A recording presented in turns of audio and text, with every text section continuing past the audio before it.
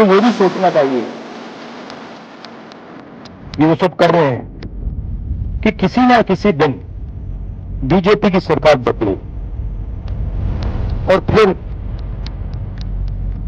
कार्रवाई होगी, और ऐसी कार्रवाई होगी तो मैं गारंटी कर रहा हूं फिर से कभी नहीं होगा। जी, हम इंटिमिडेट नहीं होंगे, हम नरेंद्र मोदी से नहीं डरते हैं। समझ गए बात? कर लें जो करना है, कुछ फर्क नहीं पड़ेगा। जो मेरा काम है देश की रक्षा करना, लोकतंत्र की रक्षा करना, देश में जो हार्मनी है उसको मेंटेन करना, वो मैं करता रहूं। जी ये कुछ भी। नमस्कार दोस्तों, कैसे हैं आप सब। आशा करता हूं आप सभी सुखी व स्वस्थ होंगे। दोस्तों, आज का विषय बहुत ही महत्वपूर्ण है। आज हम जिस विषय पे बात करने जा रहे हैं वो बात है तो एक बार फिर से leader of opposition Rahul Gandhi की, लेकिन मैं आपको यह बताना चाहूंगा कि आज से कुछ दिन पहले राहुल गांधी ने यह ट्वीट किया था कि मेरे ऊपर ईडी की रेड पड़ सकती है और मुझे गिरफ्तार किया जा सकता है। और इसके साथ में सुप्रीम कोर्ट के मशहूर वकील अभिषेक मनु सिंघवी ने भी ट्वीट किया था, यदि ईडी या सीबीआई उन्हें गिरफ्तार करती है तो यह बीजेपी के कॉरफिर में आखिरी कील होगी। दोस्तों, राहुल गांधी की कही हुई बात सही साबित हुई। उनका शक, उनका अंदेशा बिल्कुल सही साबित हुआ। सियासी गलियारों में और मीडिया के गलियारों में कई न्यूज चैनल पर ऐसी रिपोर्ट्स आ रही हैं कि राहुल गांधी को ईडी के द्वारा पूछताछ के लिए बुलाया जा सकता है। दोस्तों, मैं आपको यह भी बताना चाहूंगा कि राहुल गांधी को ईडी किस मामले में पूछताछ के लिए बुला सकती है। नेशनल हेराल्ड केस, इस केस में 2022 में भी राहुल गांधी से 40 घंटे तक ईडी ने पूछताछ की थी। इस बार फिर मीडिया में ऐसी खबरें हैं कि राहुल गांधी को ईडी पूछताछ के लिए बुला सकती है और राहुल गांधी तो अपनी गिरफ्तारी की आशंका जता ही चुके हैं। दोस्तों, राहुल गांधी ने जब ऐसी आशंका जताई थी तो बीजेपी के माननीय सांसद श्रीमान गिरिराज सिंह ने लीडर ऑफ अपोजिशन को झूठा और लुच्चा बता दिया। देखिए दोस्तों, यह है बीजेपी के सांसदों की भाषा, लुच्चा। क्या कोई सभ्य आदमी ऐसे शब्द बोलेगा? पढ़ा लिखा आदमी तो ऐसा शब्द बोल ही नहीं सकता। खैर, बीजेपी के नेताओं की इस तरीके की भाषा बोलना तो अब आम बात ही है। बीजेपी का नेता बोल रहा है तो उसको मान के चलिए वो जहर उगलेगा ही उगलेगा, और वो भी विपक्ष के खिलाफ। ऐसी खबरें मीडिया में क्यों चली?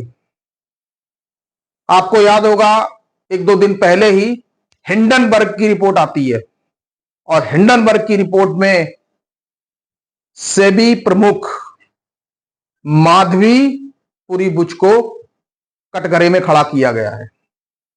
और जैसे ही हिंडनबर्ग की रिपोर्ट आई, विपक्ष ने इस पर जमकर हमला बोला।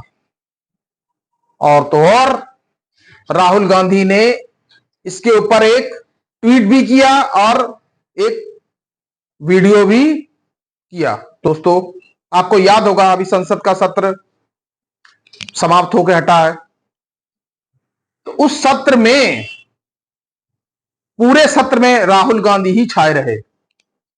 राहुल गांधी के कुछ ऐसे बयान जो पूरे संसद सत्र में चर्चा में रहे। दोस्तों, राहुल गांधी ने डरो मत डराओ मत वाला बयान, राहुल गांधी ने बीजेपी पर यह हमला बोला था, आप हिंदू हो ही नहीं।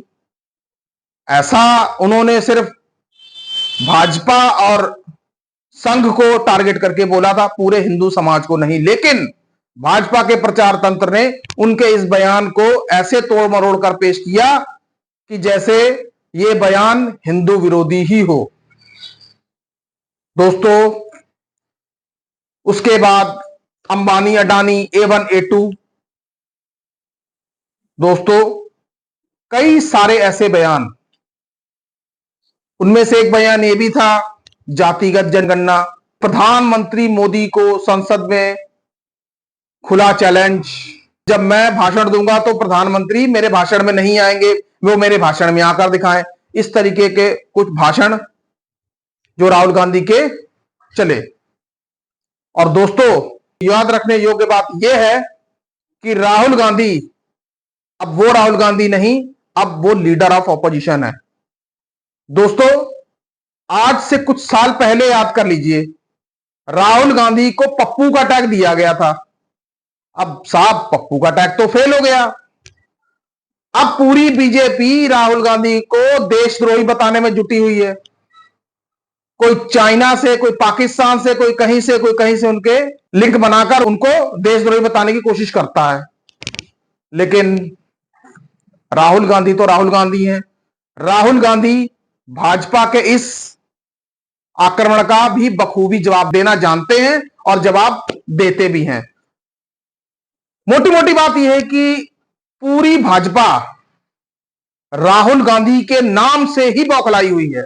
राहुल गांधी भाजपा की आंख की किरकिरी बने हुए हैं। हर तरफ उन्हें राहुल गांधी ही दिखाई देते हैं। ताजा उदाहरण यह भी रहा कि वक्फ बोर्ड का बिल इस बार बीजेपी संसद में नहीं पास करवा पाई। ना तो खुद उनके पास पूरा बहुमत था और दूसरी तरफ मजबूत विपक्ष खड़ा था, और विपक्षी नेता कौन? राहुल गांधी। दोस्तों, एक गौर करने वाली बात यह है कि पूरी भाजपा राहुल गांधी के ऊपर इस तरीके से टूट पड़ी है, या तो ईडी से पूछताछ करने के लिए बुलवाओ और उन्हें गिरफ्तार करवाओ, नहीं तो उनके ऊपर जबानी हमले करो, कभी उनको देशद्रोही बता दो। रविशंकर प्रसाद जी जो भाजपा के सांसद हैं, उनको देशद्रोही बताने में जुटे हुए हैं। वहीं कांग्रेस की सांसद कंगना रणावत, उन्होंने तो आज हद ही कर दी। राहुल गांधी को जहरीला, आप देश पे कलंक हो, इस तरीके का बयान उन्होंने दे दिया। सोच का स्तर देखिए भाजपा की सोच का स्तर देखिए कि जबानी हमले किस तरह से अपनी सीमाओं को लांघ कर किए जा रहे हैं। दोस्तों, राहुल गांधी हमें देश के पहले प्रधानमंत्री पंडित जवाहरलाल नेहरू की याद दिलाते हैं। जैसे पंडित जवाहरलाल नेहरू एक मजबूत नेता थे, किसी के आगे झुकते नहीं थे, हमेशा अपनी ही बात पे रहते थे, उसी तरीके से राहुल गांधी भी हैं, जो ना किसी के आगे झुकते हैं ना दबते हैं। उनको जो कहना होता है वो कह देते हैं, बिना विरोधियों से डरे। राहुल गांधी की निडरता के एक नहीं, कई सारे बयान हैं, कई सारे ऐसे उदाहरण आपको मैं बता सकता हूं। राहुल गांधी को जब एक बार ईडी ने बुलाया था, तो राहुल गांधी ने प्रेस कॉन्फ्रेंस में यह बताया कि उन्होंने मुझे बुलाया नहीं, मैं वहां पे खुद देखने गया कि वहां पे ऑफिसर्स किस तरीके का व्यवहार करते हैं, कैसा बर्ताव करते हैं।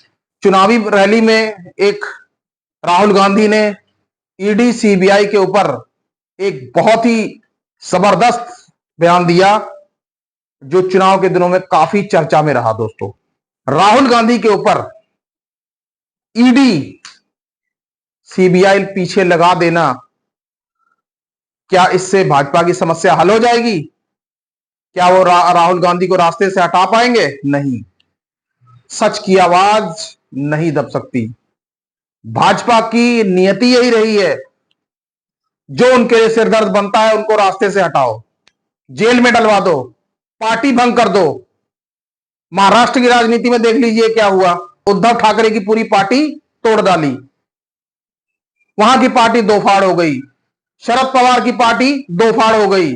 ताजा उदाहरण तो आम आदमी पार्टी है। मनीष सिसोदिया बिना किसी कसूर के 17 महीने जेल में रहे। वो तो भला वो माननीय सुप्रीम कोर्ट का, जिन्होंने तथ्यों के आधार पर मनीष सिसोदिया को बेल दी और मनीष सिसोदिया 17 महीने के बाद जेल से बाहर आया। लेकिन आम आदमी पार्टी के मुख्यमंत्री अरविंद केजरीवाल अभी भी जेल में हैं। ईडी वाले मामले में तो माननीय सुप्रीम कोर्ट ने उन्हें बेल दे दी। अब दूसरी बेल भी उनकी माननीय सुप्रीम कोर्ट में लंबित है। अब यह देखने वाली बात होगी कि माननीय सुप्रीम कोर्ट उस बेल एप्लीकेशन पर क्या फैसला लेगा। दोस्तों, ये सब क्या है? आप यदि सच की आवाज नहीं दबा सकते तो क्या लोगों को जेल में डलवाएंगे? उनके ऊपर तरह तरह के मामले दर्ज करवाकर उनके ऊपर फर्जी जांच बिठाकर जेल भेजेंगे? अभी जो हिंडनबर्ग का ताजा मामला आया, उसकी आप जांच क्यों नहीं करवाते? उसकी जांच करवाने में आपको क्या तकलीफ है? दोस्तों, ये एक बहुत बड़ा प्रश्न है। दोस्तों, अब ये तो समय ही बताएगा कि ईडी राहुल गांधी को पूछताछ के लिए कब बुलाएगी और उस पूछताछ का रिजल्ट क्या होगा। दोस्तों, कृपया मुझे कमेंट करके बताएं कि इस सारे मुद्दे पर आपकी क्या राय है। दोस्तों,